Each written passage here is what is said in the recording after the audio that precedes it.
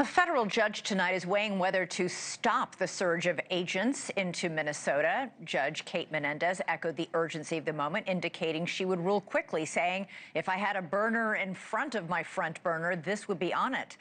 A tense hearing this afternoon was marked by pointed questions as Judge Menendez pressed Trump administration lawyers on whether there was more to the surge than just border enforcement, specifically asking about possible political retribution.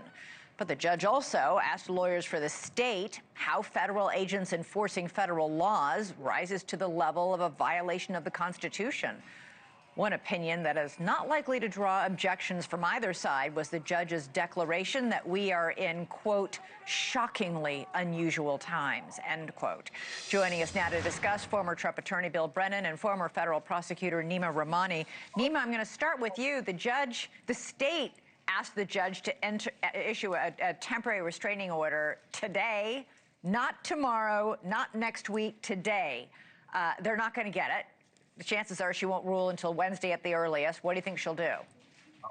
Elizabeth, I don't think they're going to get it at all. We're not going to get a temporary restraining order, a preliminary injunction, or a permanent one. Because, look, regardless of how you feel, and I feel that the use of force against Renee Good and Alex Preddy was excessive, this is something that is exclusively under the authority of the federal government. It's immigration enforcement. We have the supremacy clause. You can't have states decide to speed up or slow down our nation's immigration laws. So I understand why it might be bad policy or bad politics, but the law is on the federal government's side, so I expect them to win. You see the state trying to pigeonhole and fit this argument into the 10th Amendment and commandeering, saying that the federal government is trying to commandeer the state and local officers, but I don't think that argument will carry the day. And even if Judge Menendez were to grant some sort of order, it would be immediately appealable, go up to the 8th Circuit, and certainly the Supreme Court would not be having this. All right, Bill, state and local police asked a judge today to force DHS to cooperate in the investigation into the killing of Alex Preddy. This is after a federal judge this weekend ordered the DHS not to destroy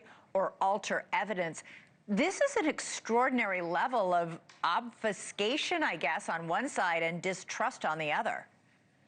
Well, Elizabeth, it's common that we see the federal agencies and the state agencies kind of, staking their ground. It's almost like two cats in the alley. But in this particular case, with this tragic shooting and death of Mr. Preddy, I assume that the state authorities will say that this is a state shooting case and they should have jurisdiction. And the federal authorities will say, well, we were enforcing federal law. It's similar to when President Kennedy was assassinated.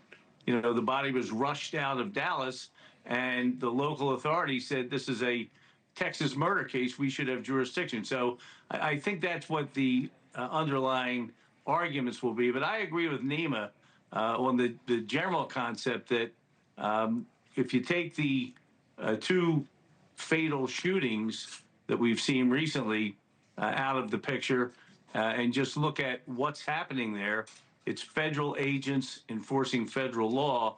And I doubt that an injunction will be issued. I agree with Neama on that.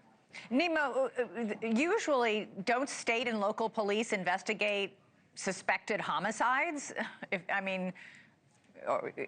Wouldn't they be, aren't they supposed to be in on that, especially at a time right now when there is such a high level of distrust of what the DHS basically investigating itself? They do, Elizabeth. These are unprecedented times when you have the Secretary of Homeland Security and the Vice President of the United States seemingly clearing these federal agents before there's any investigation. That's not what typically happens. Now, we know the state, they can prosecute these agents. It's not easy. They can remove to federal court. There are some immunities. I think there's enough to do so for at least manslaughter, maybe even murder, because there's plenty of witnesses, there's video. So even if the feds don't cooperate, I think for sure we're going to see a civil wrongful death lawsuit in 1983 or Bivens or some other civil rights action by the victims' family members. And I do expect the AG's office, Ellison's office, to file those types of homicide charges because there's evidence that they can move forward with even if we don't have the body cam footage or the cooperation from the federal government. Bill, police in Minneapolis said that Alex Preddy was licensed to carry a firearm. This whole incident has now brought gun rights advocates into this conversation. The first assistant U.S. attorney for the Central District of California, Bill Brennan, who's been on this show several times, said, quote, if you approach law enforcement with a gun, there is a high likelihood that they will be legally justified in shooting you. This has ignited an uproar. And by the way, many Trump supporters show up at protests with guns. They have a Second Amendment right to do that. Elizabeth, it's my understanding, I'm not licensed in Minnesota, but it's my understanding, similar to the Commonwealth of Pennsylvania, where I primarily practice, that if you have a registered weapon and a permit to carry, you're permitted to carry it, and a protest does not prohibit you from doing that. And we don't know what happened in this particular case. You're certainly not allowed to brandish it at law enforcement, but and there's no evidence that he did. No, there's not. I mean, look, it would be foolish for me to comment on something I know nothing about, just on some videos. But you see the man's left hand, up as if he's trying to maybe perhaps avoid pepper spray. You see his right hand holding a cell phone. Apparently, there was some gun, maybe in his waistband, maybe in his pocket. I don't know where, but well, I've done an awful lot of homicide cases over the years and shooting cases, and when you see the left hand and you see the right hand and there's no gun, it's usually a problem for the shooter. Yep. Bill Brennan, Neama Rahmani, your legal analysis is, as always, right on point. Thank you both so much. All right. Thank you. Coming up, we're live. Thanks, Bill. Thank you for watching. Subscribe below and download our NewsNation app right now on your phone, and you will get fact-based, unbiased news for all Americans.